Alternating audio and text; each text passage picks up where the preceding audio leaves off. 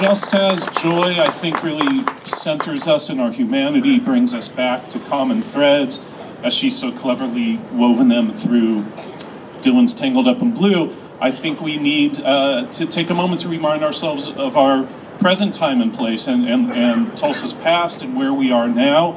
We're very aware of the landscape on which we are doing this work, both geographical and emotional. And to help us provide some perspective on this, please join me in welcoming historian and author Hannibal Johnson.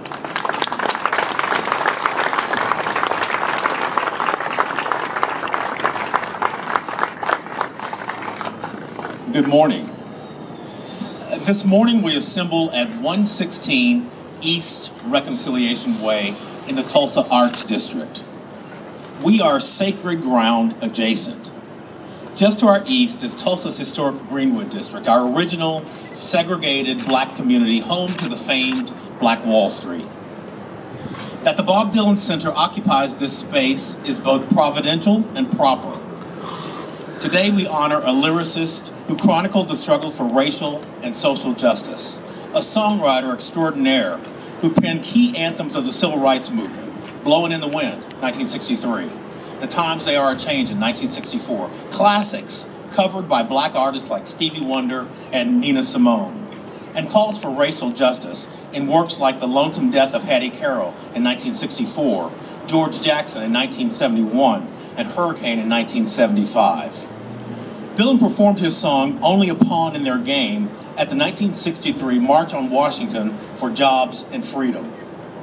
In it, he decried the assassination of Medgar Evers, State Field Secretary for the NAACP, killed in Jackson, Mississippi on June 12, 1963. There's an African proverb about narratives.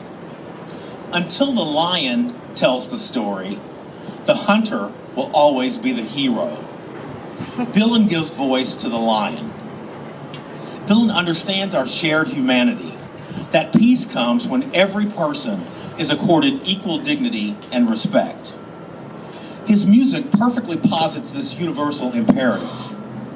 Tulsa offers us a cautionary tale.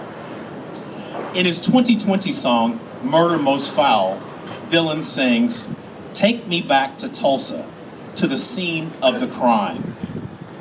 Opaque for some, but crystal clear for others. Emblematic of American history, Tulsa brings to mind the tragedies and triumphs in hamlets and towns and cities throughout this nation. It's all here, the best of us and the worst of us. In the early 1900s, the Greenwood District teemed with entrepreneurial and economic activity. Professionals like doctors, lawyers, pharmacists, dentists. Commercial establishments like beauty parlors, barbershops, dance halls, pool halls, movie theaters, restaurants, and grocery stores. But Tulsa was a tinderbox, a powder keg, in a nation beset with rampant racial violence and trauma, marked by so-called race riots and the domestic terrorism we call lynching. Powerful industrial and corporate interests coveted black-owned land. White supremacist ideology clashed with the reality of black economic success. The Klan burgeoned.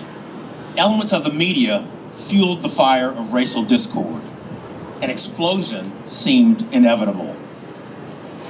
The Tulsa Race Massacre on May 31st and June 1st, 1921 temporarily darkened Black Wall Street.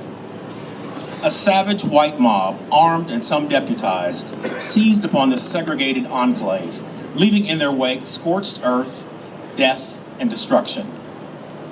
But the indomitable human spirit triumphed. Black Tulsans rallied. The Greenwood District rose from the ashes, peaking in the 1940s. Beginning in the 1960s, changed social and economic conditions, integration and urban renewal chief among them, sparked a steep downward spiral. Today, the resurgent Black Wall Street is an integrated, collaborative community consisting of residential, commercial, artistic, educational, cultural, entertainment, and religious elements, looking to reclaim part of the past glory of this hallowed earth. Our work is far from done. Together, we must face our failures. We must face our fears. We must face our future.